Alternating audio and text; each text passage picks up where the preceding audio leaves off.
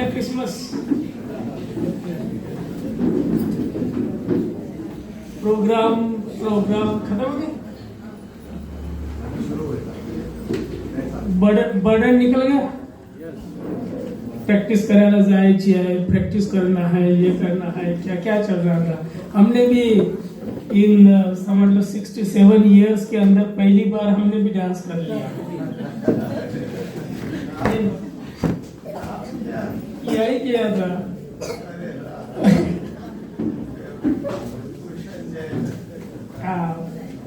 तो आइए, ये नया साल आप सभी को मुबारक हो। ये बहुत अच्छा दिन आपके लिए जाए, पूरे 365 दिन आपके वो है, और प्रभु आपको हर दिन आशीष दे, शारीरिक आशीष दे, आत्मिक आशीष दे, फाइनेंशियल आशीष दे, और आप सबसे प्यारे ऐसे व्यक्ति बने, है ना। क्योंकि यूहन्ना 15 मेरा जो सबसे प्यारा अध्याय है, यूहन्ना 15वां अध्याय। हमारे पास्टर साहब ने आज उसको निकाला, पता नहीं क्यों। इसके ऊपर मेरे पास 101 से 10 वचन तो पूरे 6 घंटे का सेमिनार है। उसका नाम है सीक्रेट्स ऑफ वाइन, दाखलता का रहस्य। दाखलता का रहस्य, ये सब्जेक्ट बनाया डॉक्टर ब्रूस एच विल्किंसन, बहुत बड़े प्रभु के दास है, अभी भी जीवित है, जिन्होंने walk through the Bible ministry start की 1976 में। और उन्होंने ये सेमिनार बनाया हमारे लिए, और मैंने कम से कम पूरे इंडिया में ये सेमिनार सिखाया। Even Paul Dupare, bishop Paul Dupare, इन्होंने अपने पूरे पासवान के लिए ये सेमिनार रखा था 1.5 दिन का, और उसका नाम है सीक्रेट ऑफ वाइन, दाखलता का रहस्य। और वहां पे इतना क्लियर दिया है कि प्रभु यीशु मसीह दाखलता है, हम उसके ब्रांचेस हैं। और वहां पे 4 ब्रांचेस के नाम दिए हैं। पता है कौन कौन सी ब्रांचेस होंगी, बताओ। कितने बार हमने यूहन्ना 15 पढ़ा होगा? 10 बार वहां पे ऐसा लिखा है, बने रहो, बने रहो, बने रहो, बने रहो। 1 से 10 वचन में बने रहो 10 बार लिखा है। ब्रांचेस 4 है। हम पढ़ने के बाद यही सोचते हैं ब्रांच 3 है, लेकिन वहां पे ब्रांचेस 4 है। 4 ब्रांचेस। पहली ब्रांच, जो डाली मुझ में है और नहीं फलती, वो एक ब्रांच है, उसके साथ प्रभु कुछ तो भी काम करता। दूसरी ब्रांच है, और जो फलती है उसके साथ भी प्रभु काम करता है। जो फलती है, मुझ में है, फलती नहीं, मुझ में है, फलती है। और फिर और एक ब्रांच वहां पे है, थोड़ा फलती है, मुझ में है लेकिन थोड़ा अधिक फलती है। और फिर उसके बाद 5वें वचन में ऐसा दिया है कि बहुत फलती है, बहुत फलती है। एक आधे बार इसके ऊपर मैं बोलूंगा, और प्रभु चाहता है कि हमारी डाली ये 5 वचन के अनुसार बनी रही है 2026 में, कि हमारी डाली को बहुत सारा फल आए। और एक डाली है वहां पे वचन 6 में, वो डाली जो मुझ में है लेकिन फलती नहीं। यदि कोई मुझ में बना न रहे, वो डाली मुझ में नहीं है, न रहे, इसका मतलब वो डाली मुझ में नहीं है। कलीसिया में है, नाम भी है, लेकिन मुझ में नहीं है। मुझ में है, फलती नहीं, मुझ में है, फलती है, मुझ में है, थोड़ा फलती है, बहुत फलती है, लेकिन मुझ में ही नहीं है, वो डाली नहीं फलती। वो डाली नहीं फलती, और उसको फिर वहां पे परिणाम दिया है, इकट्ठा कर कर उसे जलाया जाता है।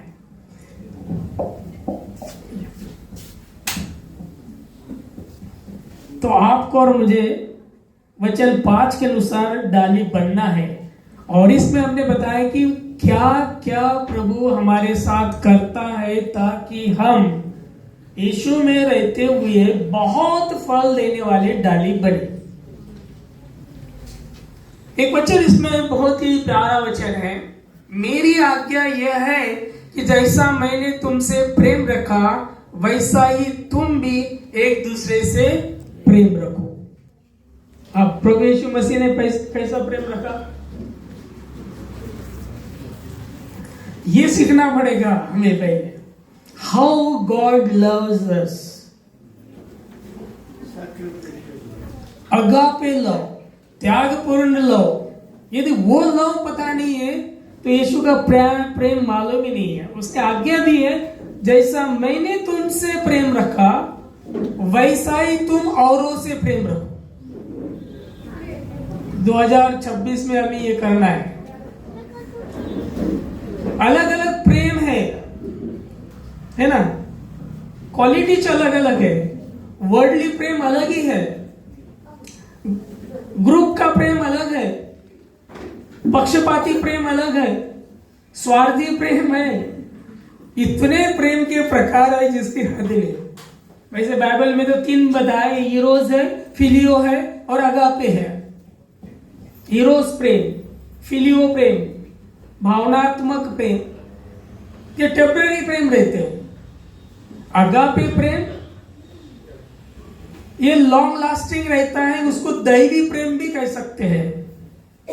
वो प्रेम खुदा ने किया, नो अपेक्षा, कोई भी उस प्रेम के बदले में उसने कोई अपेक्षा नहीं रखी। क्या क्वालिटी बताई हमें कि ये प्रेम हमें, जैसा यीशु ने हमसे किया वही प्रेम हमें दूसरों से करना है।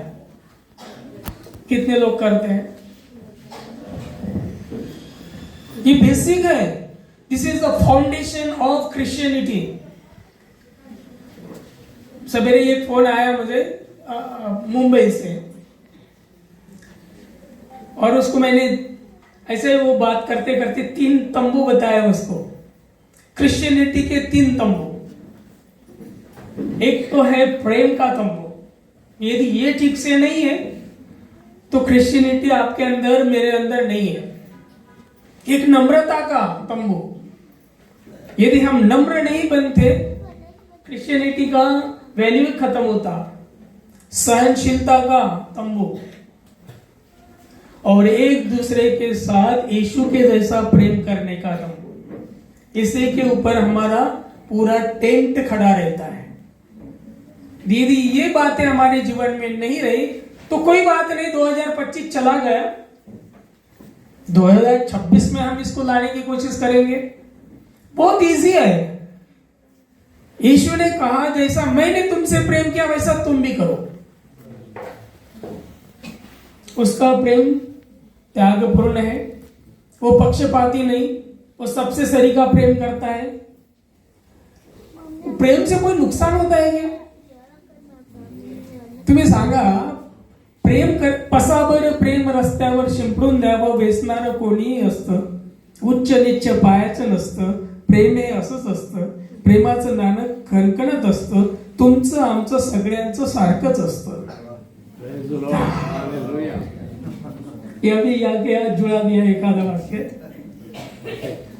त्या प्रेमामध्ये जर तुम्ही व्हेरायटी ठेवली, जे वर्ल्डली बातें है वो रखी, तो आप यीशु के प्रेम को जाना ही नहीं। यीशु का प्रेम अगापे प्रेम है। I will tell you the 7 wonders about Jesus Christ. प्रभु यीशु मसीह के बारे में 7 अद्भुत बातें मालूम है आपको, लेकिन मैं आप थोड़ा अलग तरीके से समझाने की कोशिश करूंगा, बताने की कोशिश करूंगा, ताकि आपको ये समझे कि हमने क्रिसमस सेलिब्रेशन किया, यानी क्या किया? क्या हम प्रोग्राम ओरिएंटेड थे या पीपल ओरिएंटेड थे? प्रभु के आने के उद्देश्य के ऊपर हमारा फोकस था कि प्रोग्राम के ऊपर हमारा फोकस था? माझा डान्स चांगला झाला पाहिजे, दॅट्स ऑल, मग बाकी काही हो, ठीक आहे? माझे कपडे व्यवस्थित असले पाहिजे, मग काही असो, गाणं माझं चांगलं झालं पाहिजे, है की नाही? डेकोरेशन व्यवस्थित असलं पाहिजे. अभी का डेकोरेशन देखने के बाद ये मैं सोचता हूँ कभी कभी, ये क्रिसमस में, पहले क्रिसमस में ऐसा कुछ भी नहीं था, कुछ भी नहीं था. प्रभु यीशु मसीह चाहे तो राजा के घर में जन्म ले सकता था, चाहे तो किसी गरीब के घर में भी जन्म ले सकता था, झोपड़ी में भी जन्म ले सकता था, या महल में भी जन्म ले सकता था. लेकिन उसने चरणी में जन्म क्यों लिया? ये भी सवाल आता है ना. कधी कधी प्रश्न विचारत जा स्वतःला की बाबा असं का झालं. बायबल सांगते की पवित्र आत्मा तुमचा शिक्षक आहे, है ना. पवित्र आत्मा तुमचा शिक्षक आहे, याची उत्तर तुम्हाला तो देऊ शकतो. क्यों लिया होगा उसने चरणी में जन्म? वैसा भारत के दृष्टिकोण से देखा जाए तो भारत देश गैया को माता मानती है, बराबर. गैया को माता मानती है.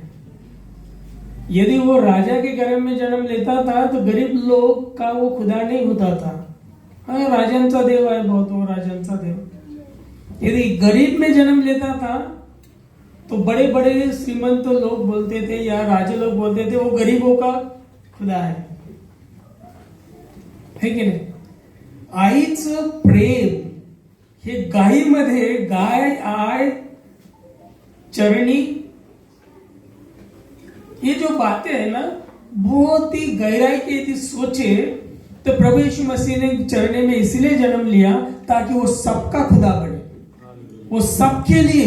इसीलिए तो लुका 2:10 में बात ये आई. पढ़ो लुका 2:10.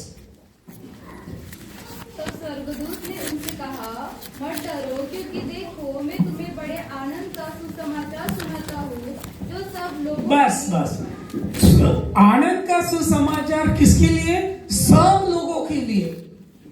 उसमें श्रीमंत आ गए, ज्ञानी आ गए, धनवान आ गए, सारे संसार के लोग आ गए. सबके लिए आनंद की खुशखबरी थी. किसने दी थी? स्वर्गदूत ने. ये पहली बार संसार में आए. प्रभु यीशु मसीह पहली बार संसार में आए. भविष्य वक्ताओं ने भविष्यवाणी की और स्वर्गदूत ने भी भविष्यवाणी की.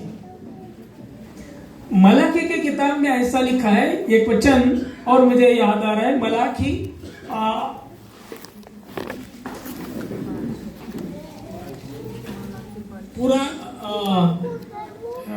पुराने नियम का आखिरी का किताब, पुराने नियम का आखिरी का किताब 4 अध्याय 5वें वचन में ऐसा लिखा है, देखो यहोवा के उस बड़े और भयानक दिन के आने से पहले मैं तुम्हारे पास एलिया नबी को भेजूंगा. देखो यहोवा के उस बड़े और भयानक दिन के आने से पहले मैं तुम्हारे पास एलिया नबी को भेजूंगा और वो माता पिता के मन को उनके पुत्र की ओर और पुत्र के मन को उनके माता पिता की ओर फेरेगा. यहाँ पे 2 दिन दिए हैं. एक बड़ा दिन जो हमने मनाया अभी, है कि नहीं. परमेश्वर का बड़ा दिन अभी गया और एक भयानक दिन आने वाला है. बड़ा और भयानक दोनों को एक सरी के दिन हो सकते क्या? ये आप कभी ऐसा बोलेंगे आज यार मेरे लिए बहुत बड़ा दिन था, यानी खुशी का दिन था, राइट. और जब आप ऐसा बोलेंगे क्या भयानक दिन था आज, दोनों सेम आएंगे? दोनों सेम आएंगे क्या? नहीं आएंगे सर. अरे भयानक बात हो गई, एक बड़ा दिन एक भयानक दिन. और दोनों दिन के पहले एलिया आएगा. एलिया आया 6 महीना पहले, यीशु के जन्म से 6 महीना पहले उसका जन्म हुआ. एलिया का आत्मा यूहन्ना में आया और ये सुसमाचार 2025 से पढ़ाया जा रहा है, सिखाया जा रहा है. भलाई तोड़ो फोड़ो, सांता क्लॉज को फेंक दो, कोई फर्क नहीं पड़ता. डेकोरेशन तोड़ो, इससे भी कुछ फर्क नहीं पड़ेगा. है ना, लोगों के दिल से यीशु निकलता नहीं है अभी नहीं निकलता। सारे संसार के 65% लोग यीशु को मानते हैं, जबकि जो इस संसार में थे वो स्वर्गारोहण होने के पहले कोई भी नहीं मानता था। इवन चेलों ने भी विश्वास नहीं किया था कि यीशु मसीह जी उठे हैं। चेलों ने भी विश्वास नहीं किया था, वो तो चुपके रूम के अंदर बंद थे। वो लेडीज भी जा रही थी सवेरे उठ के यीशु को देखने नहीं, डेड बॉडी को मसाला लगाने। यानी एक भी व्यक्ति नहीं था यीशु जिस काम के लिए आया वो काम करने के बाद, बलिदान देने के बाद और उनको गाड़े जाने के बाद एक भी ऐसा व्यक्ति नहीं था कि जो यीशु के ऊपर विश्वास करे। अमोस नाम के रास्ते पे जाने वाले 2 व्यक्ति, उन्होंने भी विश्वास नहीं किया। उसने तो ऐसा ऐसा बोला था, गांव जा रहे थे वो। लेकिन आज यीशु स्वर्गारोहण होने के बाद 65% लोग मानते हैं। और यदि आप पहली हिस्ट्री देखेंगे, ईस्वी सन पहला साल यानी 100 ईस्वी सन तक जितने भी विश्वासी लोग थे उनका इतना सताव हुआ, हर एक चेला मार डाला गया, यूहन्ना छोड़कर सब मार डाले गए। यानी किस लिए? कि यीशु लोग न जाने, परमेश्वर का राज न बढ़े। डेविल ऑलवेज सक्रिय रहता है। उसने चाहा कि भाई यीशु का राज्य बढ़ना ही नहीं चाहिए, इसलिए इतना सता हो गया। इसी सन पहला साल, दूसरा साल जो है, हिस्ट्री पढ़ के देखो आप, बहुत सता हुआ। बहुत लोगों ने कोशिश की कि बाइबल की बातें, यीशु की बातें किसी को ना पता चले, लेकिन हो गया उल्टा। जितना सता उतना बढ़ा, जितना सता हुआ उतना ही बढ़ गया, आज भी बढ़ रहा है। क्यों? कि उसमें अद्भुत बातें हैं। यहां पे ऐसा लिखा है कि बड़ा और भयानक दिन, बड़ा दिन तो आ गया, बड़ा दिन का सुसमाचार लोगों ने सुनाया अपनी जान देकर। अभी भयानक दिन आने वाला है, और वो भयानक दिन यानी प्रभु का फिर से आना होगा। ये भी भविष्यवाणी स्वर्गदूत ने की। प्रेरितों के काम पहला अध्याय 11वें वचन में लिखा है। प्रेरितों के काम पहला अध्याय 11वां वचन पढ़िए। और उनसे कहा, हे गलीली पुरुषों, तुम क्यों खड़े आकाश की ओर देख रहे हो? यही यीशु जो तुम्हारे पास से स्वर्ग पर उठा लिया गया है, जिस रीति से तुमने उसे स्वर्ग को जाते देखा है, उसी रीति से वो फिर आएगा। क्या खुशी की बात नहीं है? और ये प्रभु यीशु मसीह फिर से आने वाला है, कोई इंसान ने नहीं बताया, ये स्वर्गदूत ने बताया। ये स्वर्गदूत ने बताया था कि प्रॉफिट ने भी बताया था, स्वर्गदूत ने बताया था कि तुम्हारे लिए बालक जन्मा है, वो सच बात हो गई। अभी स्वर्गदूत ही बता रहे कि वो फिर से आने वाला है। बहुत कम लोग थे वहां पे, बहुत कम सुविधा थी, ट्रैक्स नहीं थे, वचन लिखित नहीं था, रास्ते बरोबर नहीं थे। आज तो सब कुछ है। आज आपको और मुझे भयानक दिन के बारे में लोगों को बताना पड़ेगा कि नहीं, कि मेरा यीशु फिर से आने वाला है। नागपुर के अंदर पोस्टर लगे, वो पोस्टर से ज्यादा लोगों को ज्यादा आशा मत रखो। पोस्टर लगाने से ज्यादा काम होगा ये मत सोचो, लगाना चाहिए, पर सबसे महत्वपूर्ण काम यह है जिनका विश्वास है कि यीशु फिर से आने वाला है, उन्होंने बताना चाहिए, अपने जीवन के द्वारा बताना चाहिए। और उसके लिए तो गुरु के लिए दिया उसने, जैसा मैंने तुमसे प्रेम किया वैसा तुम भी एक दूसरे के साथ प्रेम करो। यीशु का प्रेम को मैच नहीं हो सकता कहीं। वहां पे लिखा है, कोई अपने मित्र के लिए प्राण नहीं देता। इससे बड़ा प्रेम किसी का नहीं कि कोई अपने मित्र के लिए प्राण अपना प्राण दे। ऐसा किसी का प्रेम नहीं, यानी there is no matching of Jesus Christ. संसार के अंदर 7 आश्चर्य है, 7 वंडर के नाम सुने होंगे ना आपने। प्रभु यीशु मसीह के 7 वंडर देखिए। No one was born like him, no one was born like him. यीशु के जैसा किसी का जन्म नहीं हुआ। एशिया 7 में बताया, एशिया 9 में बताया, मलाकी में बताया, मत्ती 1:23 में बताया, लूका में बताया। यानी उसके बारे में जो जन्म हुआ उसका पूर्व सूचना इसके जैसी कहीं नहीं मिलती संसार के अंदर। Number 2, no one lived like him. कोई भी यीशु के जैसा जिया नहीं। उसका जीवन देखिए, इब्री 4:15 में भी लिखा है, पहला पत्रस 2:22 में भी लिखा है, no one lived like him. उसके जैसा कोई भी जीवन नहीं जिया। Third, no one spoke like him. कोई भी यीशु के जैसा बोला नहीं। मार्ग, सच्चाई और जीवन मैं ही हूं, मेरे द्वारा आए बिगर कोई पिता के पास नहीं जा सकता। मैं जगत की ज्योति हूं। यीशु के जैसा किसी ने शिक्षा नहीं दी, किसी ने शिक्षा नहीं दी। वो कहता है कि तू अपने पड़ोसी से अपने समान प्रेम रख। वो कहता है अपने दुश्मन से भी प्रेम रख। वो कहता है कि यदि कोई भूखा है उसको खाना दे, कोई प्यासा है पानी दे। वो कहता है यदि कोई तुम्हें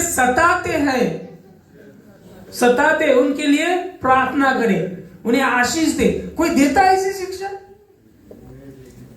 लोग तो बोलते टिट फॉर टैट, अरे उसने हाथ उठाया क्या तो लाठी लेके जाना, तू क्या दरपक थोड़ी है।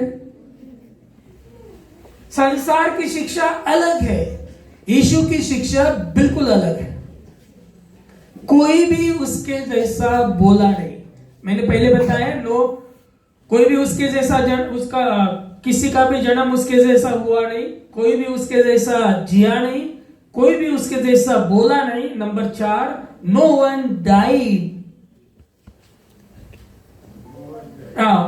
No one did the wonders like Jesus. यीशु के जैसे किसी ने भी चमत्कार नहीं किए। अरे पत्थर पानी में तरंगने की बात क्या करते हो? वो तो ऑर्डर दिया तो समुद्र 2 भाग में बढ़ जाता है, रास्ता जमीन दिख जाती है, हाईवेज बन जाता है। He made highways in the sea. समुद्र में हाईवे बना दिया और 30 लाख लोग वहां से निकले। 30 लाख लोग वहां से जा रहे, कितना बड़ा हाईवे होगा। प्रभु यीशु मसीह के जैसे चमत्कार किसी ने नहीं किए इस धरती के ऊपर। मुर्दों को जिलाया, अंधों को आंखें दी, बहरों को सुनाया, लंगड़ों को पैर दिए। अरे 5 रोटी 5000 लोगों को खिलाया। हाथ ऊपर उठाया, शांत हो जा, समुंदर रुक गया। What a wonders Jesus did. प्रभु यीशु मसीह ने इतने चमत्कार किए, यदि वो चमत्कार निकाल दो बाइबल ही नहीं बचता। इतने चमत्कार प्रभु यीशु मसीह ने किए, ऐसे चमत्कार संसार के अंदर किसी ने नहीं किया। No one did the wonders like him. 5, number 5, no one suffered like him. कोई भी उसके जैसा दुख नहीं उठाया। अच्छे काम करने के बावजूद उसने इतने दुख उठाए, लेकिन एक शब्द नहीं बोला। एक शब्द नहीं बोला। जो समुद्र को शांत कर सकता है, मुर्दों को जिला सकता है और अद्भुत बातें कर सकता है, 5 रोटी 5000 को खिला सकता है, क्या अपने को सताने वाले को वो कुछ भी नहीं करेगा? एक शब्द बोले तो सबके सब खत्म हो सकते हैं, लेकिन उसने एक शब्द न निकालते हुए इतने दुख सहन किए। किस लिए? उस मानव के लिए जो खुदा ने बनाया था, उसको बचाना था, उसको अंधकार से निकालकर प्रकाश के राज्य में लाना था, और उसके लिए जो बलिदान जरूरी था वो देना था। इसलिए बीच में कितने भी रुकावटें आए, उसने उसके ऊपर ध्यान नहीं दिया। वो बलिदान पूरा किया, सिर्फ आपके लिए, मेरे लिए, सारे संसार के लिए। उसके जैसा किसी ने दुख नहीं उठाए। Number 6, no one died like him. उसके जैसा किसी का भी मरण नहीं हुआ। किसका भी मरण यीशु के जैसा नहीं हुआ। इतना खतरनाक मरण ये रोमी लोग देते थे, महागुनेगार को ही मरण देते थे। हाथों पैर में कीड़े टोकना, कांटों का मुकुट चढ़ाना और 39 फटके खाना और भाला भुसकना, इतना। और मानसिक क्या बोलते हैं उसको, इमोशनली उनको इतना ताड़ना देना, इतनी बातें बोलना, आंख को पट्टी बांधकर मारना और बोलना किसने मारा बता। सृष्टि को बनाने वाले परमेश्वर इस संसार में आकर ये सब कुछ सहन कर रहे हैं और अपनी जान दे रहे हैं, ताकि मैं हर वक्त बताते रहता हूं, खुदा मनुष्य का पुत्र बना ताकि मनुष्य के पुत्र खुदा के पुत्र बने। यूहन्ना 1:12 में लिखा है, जितक्यांनी त्याच्यावर विश्वास ठेवला तितक्यांना त्याने देवाची मुले होण्याचा अधिकार दिला।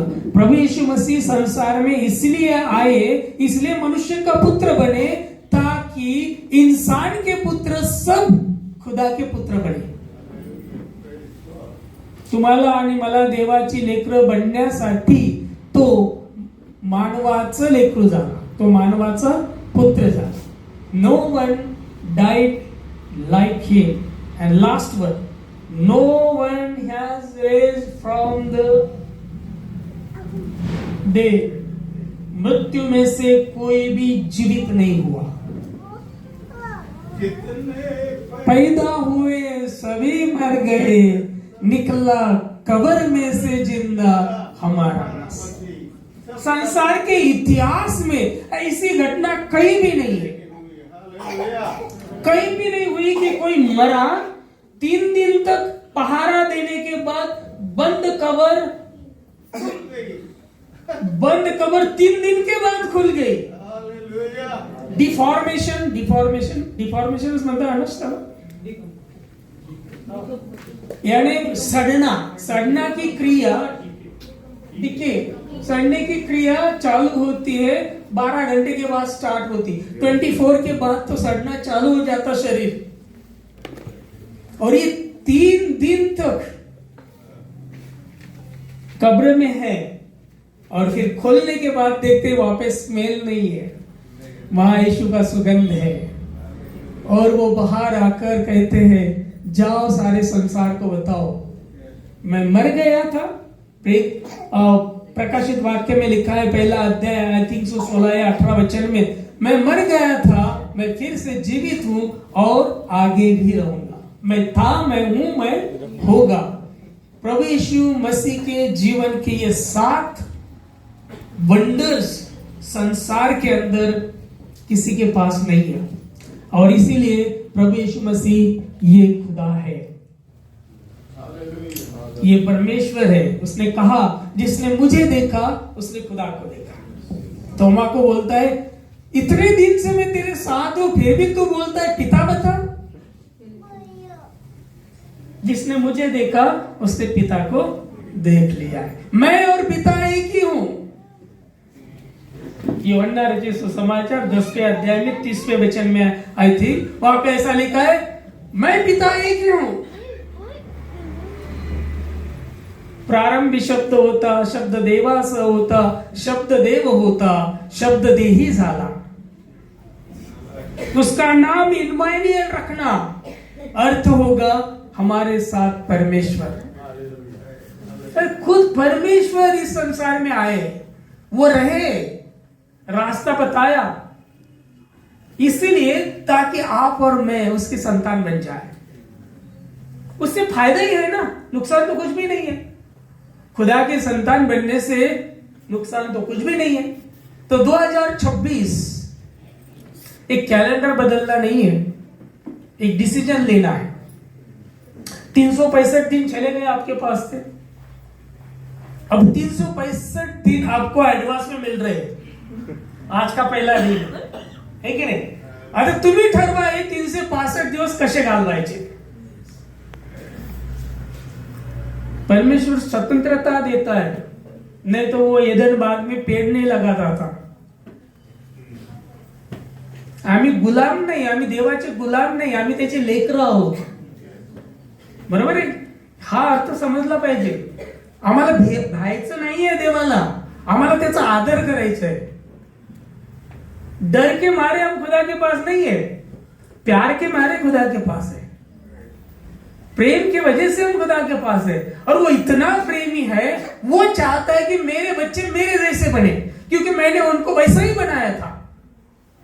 उत्पत्ति की किताब में लिखा है, सब सृष्टि बनाई उसने, पहली सृष्टि बनाई, इंसान को नहीं बनाया। दूसरे वचन में लिखा है, पहला अध्याय दूसरे वचन में, उससे पहले अंधकार और प्रकाश को अलग कर दिया, और सब बनाने के बाद वो कहता है मेरे स्वरूप में मैं ऐसा इंसान बनाऊंगा जो ये पूरा उसके अंडर में रहेगा। सब अधिकार में था इंसान के, यानी पूरा अधिकार हमको दिया, इंसान को दिया। अभी हम सब उससे ही डरते, संसार में लोग उसी से डरते। चांद से डरेंगे, सूरज से डरेंगे, बुधवार से डरेंगे, शुक्रवार से डरेंगे, वर्जिकवार है, सोमवार से डरेंगे। डर नहीं, ग्रह से डरेंगे। अरे ये तो सब हमको दे दिया था, ये पूरा हमारा अधिकार है, वो हमने दूसरे को दे दिया। यीशु आए, वो अधिकार छीन लिया और फिर से हमें दे दिया। अभी आपको उस अधिकार का इस्तेमाल करके 365 दिन, पता नहीं हम कितने दिन जीते हैं प्रभु के, जब तक हमें रखता है, लेकिन हमारे सामने जितने भी दिन है वो कैसे हम उसको यूज करें, यह हमारे ऊपर ही डिपेंड है। कल का दिन गया, बॉन्स चेक, उसको बॉन्स चेक बोलते हैं, यानी वो कहीं काम का नहीं, यानी कल दिन चला गया। आने वाला दिन पता नहीं आपको, आज का दिन आपके हाथ में है। डेली ऐसा जियो कि ये मेरा आज का दिन है, मैं जीऊंगा, आनंद से जीऊंगा, खुदा को महिमा के लिए जीऊंगा, औरों के भलाई के लिए जीऊंगा, क्योंकि मेरे सब भाई और बहन मेरे हैं। बाइबल बताती है all creation is created by God, सब कुछ खुदा ने बनाया है, काला भी बनाया, गोरा भी बनाया, और सब संसार के लोग खुदा के हैं, वो आपके भाई और बहन है। आप ऐसा प्रेम करके देखो औरों से जो यीशु ने आपसे किया, देखो फिर प्रभु के पास लोग आते हैं कि नहीं। मैं कितने सालों से बता रहा हूं, कम से कम एक आदमी को बताओ, 365 दिन में एक आदमी नहीं हम प्रभु के पास ला सकते। 365 दिनों में एक आदमी, फोकस एक ही के ऊपर करो। आज डिसीजन लो कि मैं आज एक व्यक्ति मेरे जीवन में पूरे साल उसको मेरे जीवन के द्वारा यीशु बताऊंगा, मेरे जीवन के द्वारा यीशु बताऊंगा। और जब मैं मेरे जीवन के द्वारा यीशु उसको बताऊंगा तो वो भी प्रभु में आएगा। 365 दिन आपका सामने है, एक नई शुरुआत करो, नई आशा लेकर 2026 में आओ, नया संकल्प करो, नई योजना बनाओ, नई जीवन शैली जो प्रभु को भाती है। यह बड़ी इंपॉर्टेंट बात है।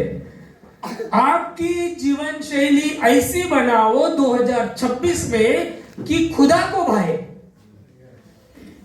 तुमच्या जीवनाची राहण्याची पद्धत अशी बनवा की ते देवाला आवडेल 2026 मध्ये। इतरांना आवडो ना आवडो त्याचा विचार करू नका. चांगल्या गोष्टी लोकांना आवडत नाहीत. माझ्या प्रभूला काय आवडते ते मी करेन. 2026 मध्ये माझं बोलणं, माझं चालणं, माझं पाहणं, माझं वागणं, प्रत्येक गोष्ट माझ्या जीवनामधून ख्रिस्त दिसला पाहिजे असं मी वागेन. असं 2026 मध्ये तुम्ही निर्णय घ्या. तुम्ही सुखी तर व्हालच, पण तुमच्यामुळे इतर लोकही सुखी होतील. आप तो खुश रहेंगे, आपको आशीष मिलेगी, लेकिन आपके द्वारा औरों को आशीष मिलेगी. Don't be selfish. किती लोकांना तुम्ही काय मदत केली या डिसेंबर मध्ये? किती खर्च झाला तुमचा, आणि त्यापैकी किती खर्च इतरांसाठी केला? विचार करा. जब यीशु आएंगे तो पूछेंगे, जब मैं भूखा था, जब मैं नंगा था, जब मैं प्यासा था, तब आपने मुझे मदद की, इसलिए आइए दाहिनी ओर. हमने कब की? वो ये पूछेंगे. अरे जब गरीब से गरीब लोगों को तुमने हेल्प किया, वो मुझे किया. ऐसा यीशु कहते हैं. मत्ती 24 में पढ़ो. हमारे लिए हम कितना खर्चा करते हैं, औरों के लिए क्या सोचते हैं? हालेलुया. औरों के लिए क्या सोचते हैं? सगळ्यात जास्त महाग क्रिसमस ये देने का है. ये त्योहार जो है ना, देने का है. प्यार देने का, फाइनेंशियल मदद करने का. कोई उघडा आहे म्हणतो ना आपण, उघडा आहे त्याच्यावर पांघरूण घालणे का, काय बोलते मराठी हिंदी. किती लोकांना मदत केली तुम्ही? मी असं नाही, माझं सोडून द्या. माझ्या संगती कॉम्पिटिशन पण करू नका. देवाने जिस पद्धत से आपको मिलता है उस पद्धत से आप लोगों को हेल्प करो, है ना. मैं तो फोटो भी नहीं निकालता, नहीं कोई जरूरत नहीं. कारण बाइबल क्या बोलती मानो, या हाताने दिलं तर या हाताला माहित पण पडू दे नको. मैंने फेसबुक पे ऐसे ही लिखा था. एक भाई ने बहुत फोटो डाले थे कोरोना के कार्यकाल में. मैंने सुनील सर को घर में बुलाया था, याद है, और उनके हाथ में कैश दिया. मैंने बोला ये करो और दो, और फोटो भी मत भेजो. बोला मैंने फेसबुक पे डाला था कि भाई प्रभु का वचन तो ऐसा ऐसा बोलता है. उसने क्या बोला मालूम? याच्यासाठी बाइबल कॉलेज शिकावं लागते. क्या बोलूं मैं? तो बाइबल में ये सिखाते, बाइबल कॉलेज में ऐसा. मैंने बोला, मैं तब से उससे बात ही नहीं करता कि भाई ये इसके ऊपर नहीं. मैं बाइबल कॉलेज नहीं पढ़ा भाई, तू पढ़ा है और तू कर, तुझे जो अच्छा लगता है. लेकिन बाइबल ये कहती है आप जब ये हाथ से देते हो तो ये हाथ को पता भी ना चले. क्रिसमस ये देने का त्योहार है. आप नई सोच के साथ, नई जीवन शैली के साथ 2026 को जीने की कोशिश करो. बाइबल कहते हैं हम आगे उस उद्धार प्रभु के लिए जिए. कोई तो भी निकालिए 2 Corinth 5वां अध्याय 15-17 वचन. और वह इस निमित्त सबके लिए मरा कि जो जीवित है वे आगे को अपने लिए न जिए, परंतु उसके लिए जो उनके लिए मरा और फिर जी उठा. प्रभु यीशु मसीह किसके लिए मरा? क्या कारण है कि आप जो विश्वास करते हैं अभी खुद के लिए ना जिए, उसके लिए जिए जो आपके लिए मरा. अब पुरानी बातें बीत गई. 17वां वचन पढ़िए. इसीलिए यदि कोई मसीह में है तो वह नई सृष्टि है, पुरानी बातें बीत गई है, देखो सब बातें नई हो गई है. अब सब बातें नहीं होगी. Forget about the 2025. जो भी आपने गलतियां की होगी या जो भी काम आपके रहे होंगे, फॉरगेट अबाउट दैट. अब पुरानी बातें सब बीत गई, उसको याद ही ना रखो. अब आपके लिए सब नया प्रभु करेगा. नया साल, नई सोच, नया संकल्प, अपने हृदय में नई सोच, अपने चाल में नई पद्धत. बीते हुए कल को परमेश्वर को सौंप दो. सबसे पहले 2026 में क्या करो? बीते हुए कल को 2025 को प्रभु को सौंप दो। डोंट फील गिल्टी, अरे मी असं करायला पाहिजे होतं, 2025 मध्ये केलं नाही, अरे काही हरकत नाही बाबा, 3 से 65 हे घे बोनस, आता याच्यात कर, है कि नहीं? जो नहीं किया होगा फॉरगेट अबाउट दैट, अभी करो। 365 दिन आपको मैं देता हूं। खुदा ये कह रहा है आप पुराना साल प्रभु को सौंप कर, जो गलतियां आपने की, जो दुख, असफलताएं, जो पाप पिछले वर्ष में हुए, सब भूल जाओ। पहला यूहन्ना 1:9 इस प्रकार से कहता है, यदि हम अपने पापों को मान ले तो वह विश्वास योग्य है, धर्मी है, हमारे पाप क्षमा करेगा। जो भी गलतियां, don't feel guilty about the past, take a new decision, forget all the mistake. कधीही सुरुवात केली त्याला लेट म्हणता येत नाही। ज्या दिवशी तुम्ही सुरुवात करता तो दिवस तुमचा। डिसीजन ले लो, आज से मैं कभी गुस्सा नहीं करूंगा। ये छोटे छोटे कोल्हे आहेत, गीत रत्नामध्ये लिहिलेलं आहे। गीत रत्न में लिखा है आपके जीवन को खत्म करने वाले छोटी छोटी बातें, उसमें एक आता है क्रोध। इफिसियों के पत्री 4 अध्याय 326 और 27वें वचन में ऐसा लिखा है, पाप क्रोध तो करो पर पाप मत करो। क्रोध तो करो, मनुष्य का स्वभाव है, मन के अनुसार नहीं हुआ, इमोशनली कंट्रोल वो नहीं करता और गुस्सा करता। लेकिन यहां पे एक पद्धत बताई है, अगर राग है तो नहीं, ऐसा कोई आएगा? कोई है? कोई भी नहीं है। और जो बोलता है मुझे कभी गुस्सा नहीं आता, वो झूठा है। बाइबल ही बताती है, जो बोलती मैं पाप करत नहीं तो लबाड़ है, असं लिहिलंय, है की नाही? अब पढ़ लीजिए वो इफिस 4, हाँ, क्रोध तो करो पर पाप मत करो, सूर्य अस्त होने तक तुम्हारा क्रोध न रहे और शैतान को अवसर दो। यहाँ पे क्या लिखा है, इस बात के ऊपर हम कभी ख्याल नहीं करते। वहां पे ऐसा लिखा है, यदि दिन डूबने तक तुम्हारा क्रोध रहेगा तो you are opening the door to the devil. शैतान को अवसर ना दो, ऐसा लिखा है। और जब शैतान आता है तो किस लिए आता है? पाठ है वचन, यूहन्ना 10:10। ये क्रोध शाम तक यदि आपका रहेगा तो शैतान आके ये सब काम करेगा। और क्रोध के साथ आप गलती में जो लिखा है, गलतियों की पत्री 5वां अध्याय 5 आई थिंक सो 21, 22, 23 वचनों में जो लिखा है, जितने आत्मा के फल है उनके साथ आप क्रोध के साथ जोड़ी लगाओ। काय आत्म्याचं फल? आनंद। क्रोधी आदमी आनंद से रहेगा। दूसरा बताओ फल? शांति। जिसको क्रोध आ रहा है वो शांति से रहेगा। प्रीति, प्रेम से रहेगा क्रोधी आदमी। कहने का मतलब जितने भी 9 के 9 फल जो बताए हैं बाइबल में, जो एक्चुअली बेसिकली हर मानवी फल है, वो जो खुदा ने आपको मनुष्य बनाया उसके फल है, वो पवित्र आत्मा के फल तो और भी है, नहीं बात समझ में? लेकिन ये फल भी क्रोध के वजह से गायब हो जाते हैं।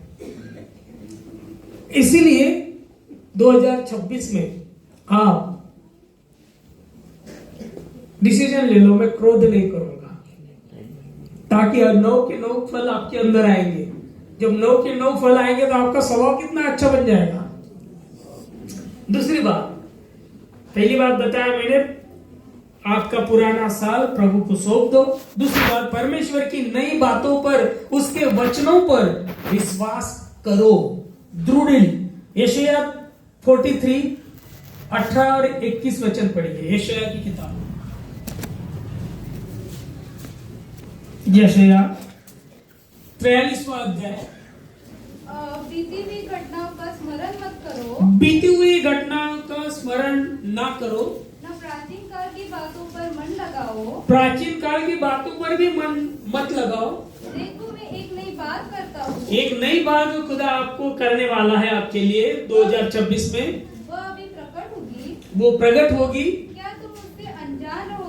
हाँ, मैं जंगल में एक मार्ग बनाऊंगा। मैं जंगल में एक मार्ग बनाऊंगा आपके लिए। जंगल, कधी कधी जंगलामध्ये मार्ग दिसतच नाही ना। 21वां वचन पढ़ा है बेटा, इस प्रजा को मैं अपने लिए बनाया है कि वो मेरा गुणवाद करे। देखो मैं एक नई बात करता हूं, वो अभी प्रकट होगी, क्या तुम उससे अनजान रहोगे? मैं जंगल में एक मार्ग बनाऊंगा और निर्जल देश में नदियां बहाऊंगा। ये सिंबॉलिक है।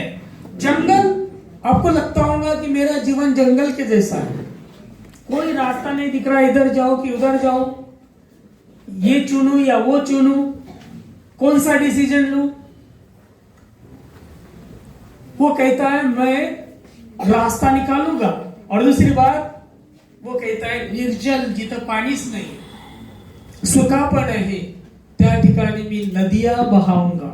25वां वचन देखिए, 25वां, मैं वही हूँ जो अपने नाम के निमित्त तेरे अपराधों को मिटा देता हूँ और तेरे पापों को स्मरण वो स्मरण नहीं करेगा। 2025 में आपने जो भी गलतियां की होगी सब मिटा दिया उसने। आप उसको सौंप दो ये नया साल, परमेश्वर के बातों के ऊपर, उसके वचनों के ऊपर, उसके प्रॉमिसेस के ऊपर विश्वास करो। नंबर 3, पूरे मन से प्रभु पर भरोसा रखे। पूरे मन से, नीति वचन 3 अध्याय 5-6 में लिखा है। इस टाइम मैंने जानबूझ के इसके ऊपर नहीं मेरा नोट्स डाले कि 2-3 दिन से ये 6वां संदेश चल रहा है, 2-3 दिन से थोड़ा सा गड़बड़ चल रहा था। प्रभु को बोला मुझे कल बोलना ही है। 2 दिन से मैं बेड पे ही था, लेकिन मुझे बोलना ही है। तो प्रभु ने सवेरे पता नहीं कैसी ताकत आती है, तो ताकत से फिर उठा, और उठने के बाद फिर नोट्स कंप्यूटर में डालने के लिए समय नहीं मिला, तो इसलिए मैंने नहीं डाला। नीति वचन 3 अध्याय पढ़िए 5 और 6। तो अपनी समझ का सहारा न लेना। अपनी समझ का सहारा न लेना, क्योंकि अपनी समझ का सहारा लेकर ही तो इंसान ऐसा बना। अपनी समझ का सहारा मत लो, अपना मार्गदर्शक उसको बनाओ, हर बात उसको पूछो, जो भी आप करते हो हर बात के लिए उसी को पूछो। और पूछना बोले तो क्या स्पेशल कुठे जावं नाही लागणार, अपॉइंटमेंट घ्यावी लागत नहीं, यानी खुदा से मिलने के लिए अपॉइंटमेंट की जरूरत नहीं। बैठते उठते आप उससे बातचीत कर सकते हो, पूछ सकते हो, और वो हर वक्त वो कहता है, बिल्कुल उसका फोन कभी एंगेज नहीं आता।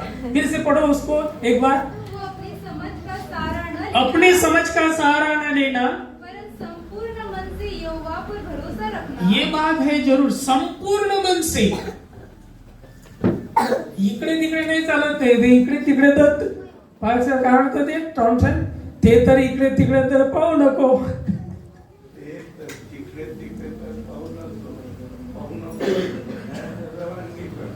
रवानगी कर। यदि आपका फोकस उसी के ऊपर रहा तो आपको कोई भी परेशानी नहीं होगी। मैं दावे के साथ कहता हूं, ये मेरे जीवन की गवाही है। मैं कल आना भी चाहता था लेकिन नहीं आ सका, तबीयत थोड़ी ठीक नहीं थी। मेरे जीवन में मैंने कभी इंसान के ऊपर भरोसा नहीं रखा, खुदा के ऊपर भरोसा रखा, और इसीलिए आज प्रभु ने मुझे आशीषित किया। मेरे दोनों बेटे आशीषित है, दोनों बहू आशीषित अच्छी मिली मुझे, और मैं कुछ भी नहीं था। तुमच्याकडे 50 पैसे तरी होते, माझ्याजवळ 50 पैसे ही नव्हते, 50 पैसे भी नहीं थे। मैं गारंटी देता हूं आपको, यदि आप उसको अपना पूरा भरोसा उसके ऊपर डालते हो, संपूर्ण मन से यहोवा पर भरोसा जब आप रखते हो, अपनी समझ से काम नहीं करते, तो वो आपको आगे बढ़ाएगा, वो आपका सहायक होगा। जब हम अपने रास्ते परमेश्वर को सौंप देते, तब वह हमें सही मार्ग पर ले चलता है। तो कधी काय होते, आम्ही याचा ऐकतो त्याचा ऐकतो, ये धरसोड चालू होते। कोणी आणखी काही सांगते, कोणी आणखी काही सांगते, अरे छोड़ो ना यार, आप मार्गदर्शक सलाहकार हमारा खुदा है। बाइबल पढ़ो, घुटने पे जाओ, प्रार्थना करो, प्रभु मुझे बता निर्णय क्या है। इतनी शांति मिलेगी निर्णय लेते वक्त, आपको खुद समझ में आएगा नहीं ये प्रभु की इच्छा है। है नहीं बात समझ में? तो इसलिए 2026 में आप पूरे रीति से उसके ऊपर भरोसा करो। नंबर 4, आत्मिक रूप से बढ़ते चलो। आत्मिक रूप से बढ़ते चलो। इफिसियों की पत्री 3 अध्याय 19वां वचन, कलीसियों की पत्री 3 अध्याय 16-17 वचन पढ़िए कोई तभी जल्द। आत्मिक रूप से बढ़ते चलो।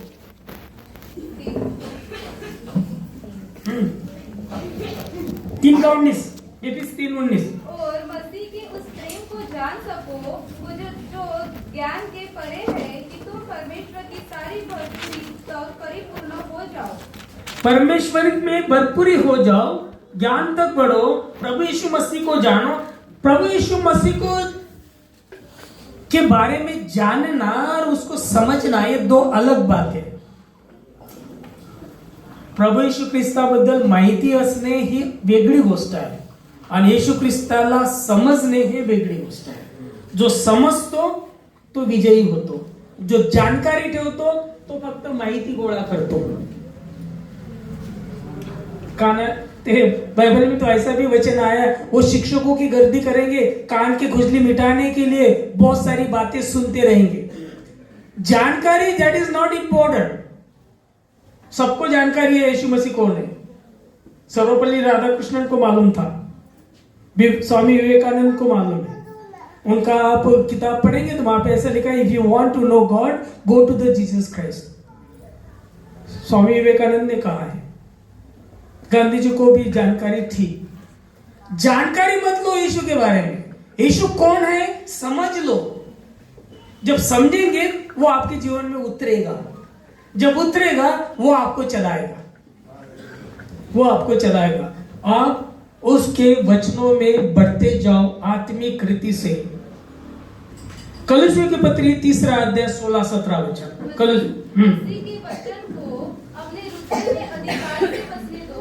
उसके वचन को अपने हृदय में कैसा बचने दो, थोड़ा थोड़ा।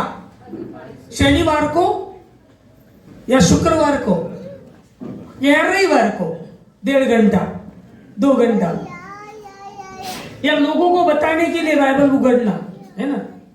शिरवाय साहेब होते, सकाळीच 5 वाजता हरिया म्हणायचे आणि आम्ही बायबल घेऊन बसायचो हॉस्टेलमध्ये, आणि बरेचदा मुलं बायबल उलटा पकड़ के बैठते थे।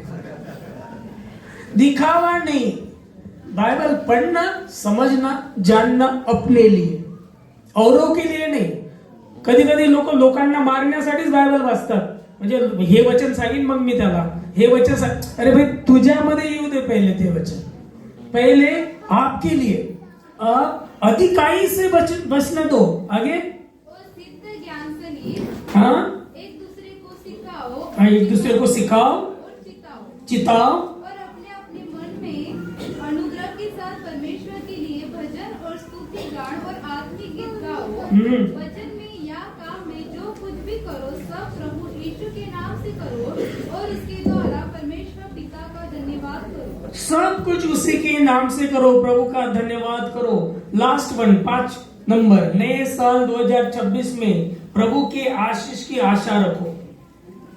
यिर्मयाह 29:11 सब जानते हैं। यिर्मयाह 29:11 परमेश्वर के आशीष की आशा रखो। क्या लिखा है 29:11 में? लिखा है कि क्योंकि यहोवा की यह वाणी है कि जो कल्पनाएं मैं तुम्हारे विषय करता हूँ उन्हें मैं जानता हूँ, वे हानि की नहीं वरन कुशल की है, और अंत में तुम्हारी आशा पूरी करूँ। ये पुराने नियम की बात हो गई। तब इस्राएल लोग बाबेल के गुलामी में थे। सुनो, अभी बहुत बार हम पुराने नियम के इस वचन के ऊपर ये सोच के रहते कि मेरे लिए अभी योजना बनाई है और वो पूरा करेगा। ये बाबेल के गुलामी में थे इस्राएल लोग, उनके लिए वो वचन था। हमारे लिए वचन ये है यूहन्ना 15:7। हमारे लिए वचन है यूहन्ना 15:7 नए नियम। यदि तुम मुझ में बने रहो और मेरा वचन तुम में बना रहे, जो चाहो मांगो और वह तुम्हारे लिए हो जाएगा। उसकी योजना यही समझ में आती है कि नहीं? उसकी योजना आपको सिर्फ उसके वचन को अपने हृदय में लो, मेरी बातें तुम मेरे जो भी कुछ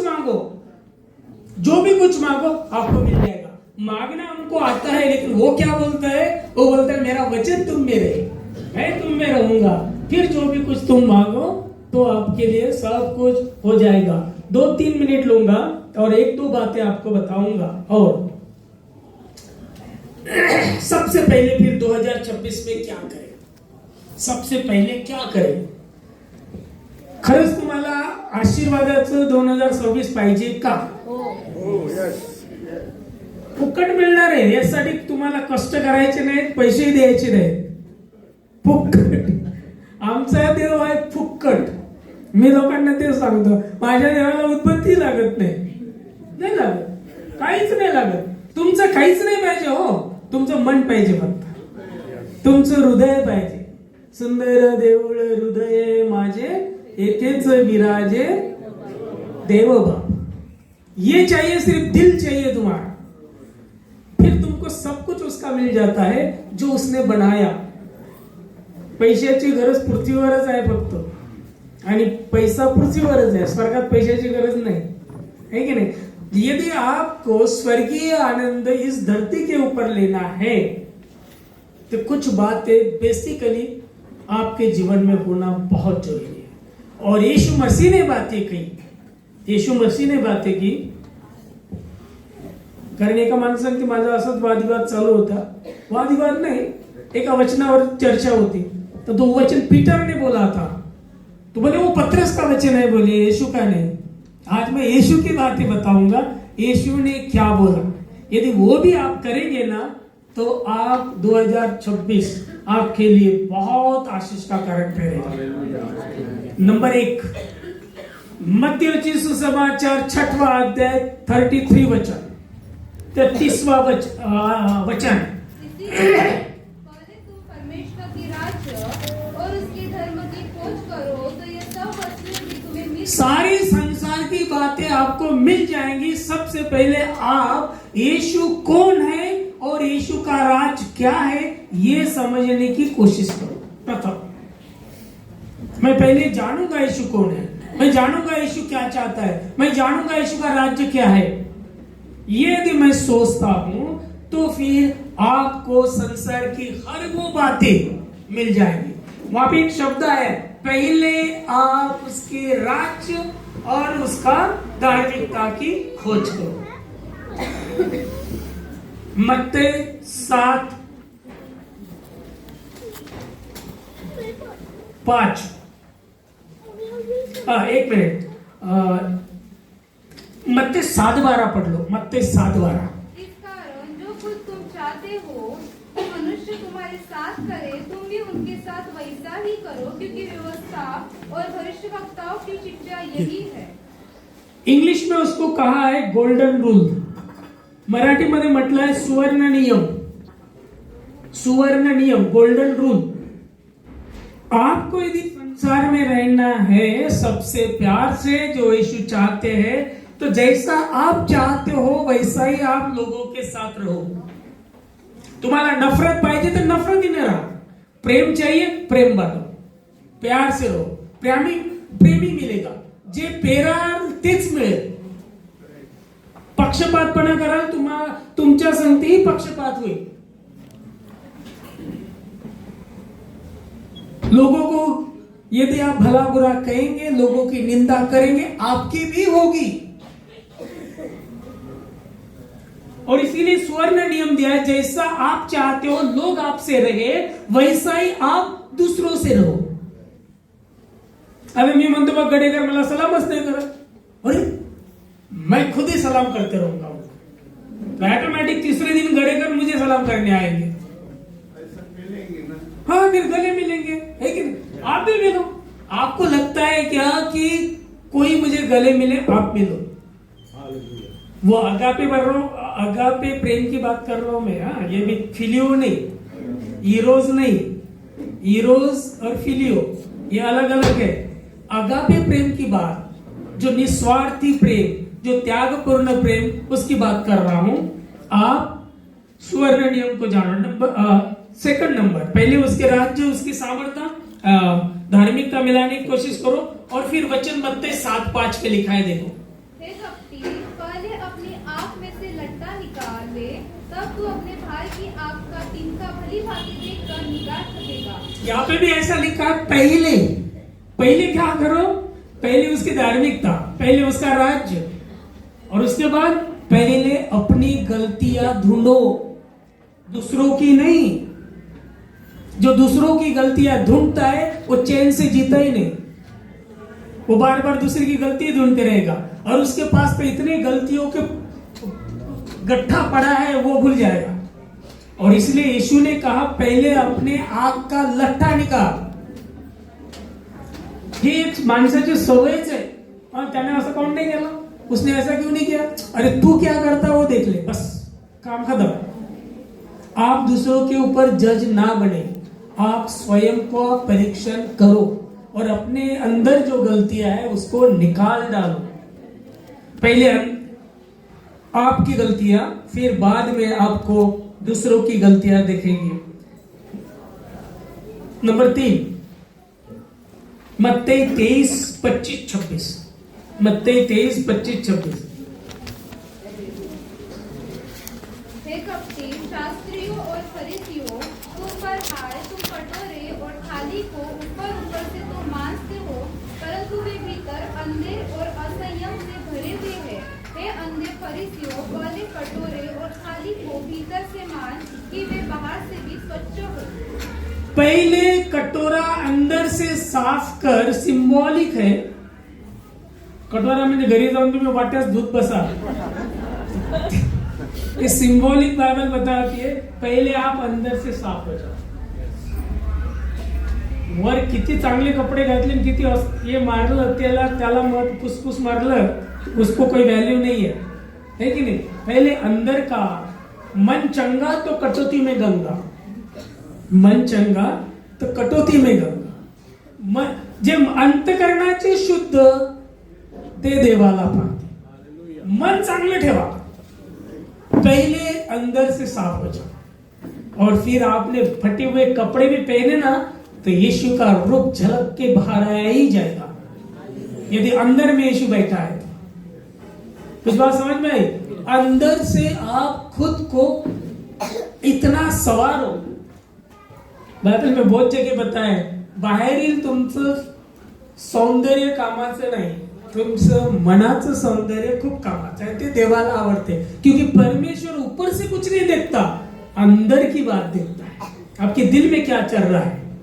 पहले अंदर से साफ हो जाओ। नंबर 5, मत्ती 5:23-24 में लिखा है। इसीलिए यदि तू अपनी भेंट वेदी पर लाए और वहां तू स्मरण करे कि तेरे भाई के मन में तेरे लिए कुछ विरोध है, तो अपनी भेंट वही वेदी के सामने छोड़ दे और जाकर पहले अपने भाई से मेल मिलाप कर और तब आकर अपनी भेंट चढ़ा। प्रभु यीशु मसीह संसार में हमें मेल मिलाप करने आए थे खुदा के साथ। वही काम आपको और मुझे दिया है। बाइबल में बहुत जगह बताया है, हम ऊपर के कितने भी काम करें और अपने भाई के साथ, अपने पड़ोसियों के साथ, अपने चर्च के लोगों के साथ यदि आपके संबंध ठीक नहीं है, तो प्रभु कहता है तू दान भी मत दे। दान भी स्वीकार नहीं होता, तेरा दान वैसे ही रख, पहले अपने भाई से समेट कर ले। और इसीलिए सबसे प्यार से रहना ज्यादा इंपॉर्टेंट है। ये बेसिक फाउंडेशन है क्रिश्चियनिटी का। यदि आप किसी के साथ पटता है, किसी के साथ नहीं पटता है, तो फिर आपका समिट हुआ ही नहीं है, समिट हुआ ही नहीं है। यहाँ पे ऐसा लिखा है, तू दान देने को जाएगा और तेरे भाई के साथ, तेरे पड़ोसी के साथ और किसी के भी साथ तेरी अनबन है, तो दान मत दे, पहले उससे समेट कर ले। पहले तो ये आशीष मिलने के लिए पहले ये फाउंडेशन है, द्वार खोलते हैं। आपको 2026 में निर्णय लेना है। प्रभु यीशु मसीह बहुत जल्दी आ रहे हैं। 2 तिमोथी 3:1-5 वचनों में लिखा है, आने वाले दिनों में कैसे कैसे लोग आएंगे, ऐसे लोगों में आपको समेट के साथ रहना है। निर्णय लो, क्या क्या निर्णय लेंगे, सिर्फ आप रेफरेंस लिख लीजिए।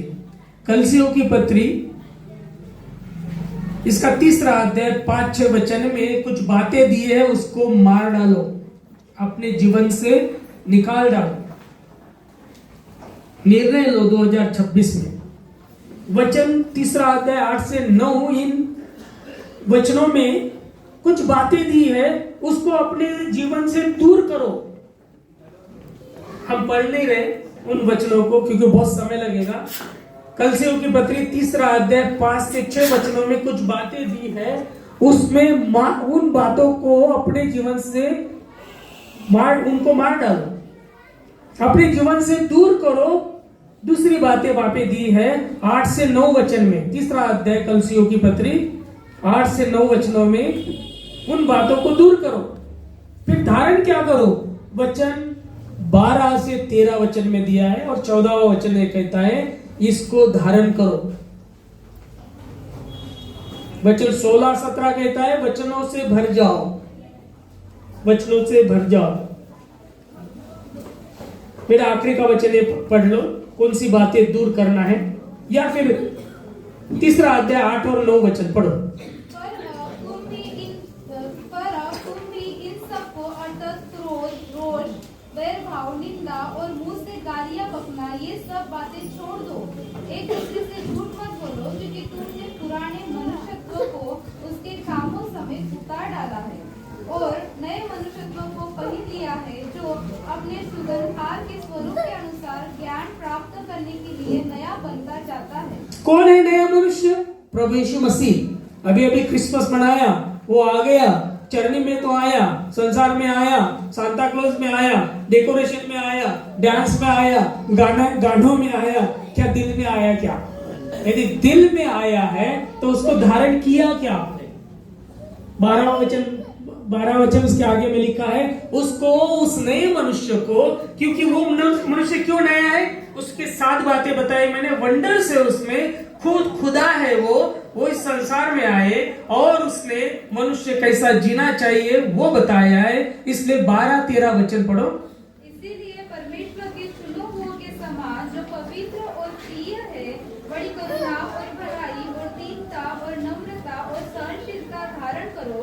और यदि किसी को किसी पर दोष देने का कोई कारण हो तो एक दूसरों की सह लो और एक दूसरों के अपराध को क्षमा करो, जैसे प्रभु ने तुम्हारे अपराध क्षमा किए वैसे ही तुम भी करो। कितना अच्छा एक स्वरूप बताया क्रिश्चियन माध्यमिक का। ये बातें हम में होनी चाहिए ना। ये बातें यदि होती, आप घर जाके एक निर्णय कर लीजिए, हर रोज मैं एक नीति वचन पढ़ूंगा, हर रोज एक नीति वचन। 31 अध्याय है, हर रोज बिना क्या बोलते न विसरता, न भूले, डेली एक अध्याय। और याकूब की पत्री जो है उसको पूरा याद करो। याकूब की पत्री ये जीवन जीने के लिए सहारा है। नए नियम की किताब याकूब की पत्री जीवन जीने के लिए सहारा है। और प्यार कैसा करना चाहिए, प्रेम औरों से कैसा रखना चाहिए, पहला यूहन्ना की पत्री पूरी पढ़ो। कुछ तो किताब डिसीजन तो लो कि ये किताब मैं मेरे जीवन में लाऊंगा। उसमें इतनी अच्छी बातें दी है, आपका दिल ही नहीं होगा कुछ गलत रास्ते से जाए, इतनी अच्छी बातें उसके दी। आइए हम एक सब जन खड़े रहकर एक अंगीकार करेंगे। सुनील सर की जैसा मैं भी कुछ सीखने की कोशिश कर रहा हूं। अंगीकार है ना, एक अंगीकार करेंगे 2026 के लिए। मेरे पीछे बोलिए, ठीक है।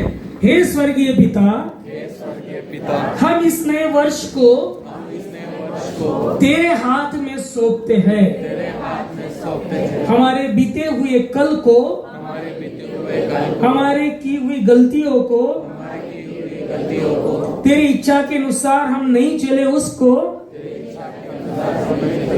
क्षमा कर और हमें एक नया हृदय, नई सोच और नया जीवन और प्रभु यीशु मसीह के जैसा स्वभाव इस साल में हमें तू दे। यीशु के नाम से हम ये प्रार्थना करते हैं, आमीन। नया वर्ष आपको प्रभु यीशु की शांति, आनंद और सामर्थ्य दे। Thank you very much. God bless you.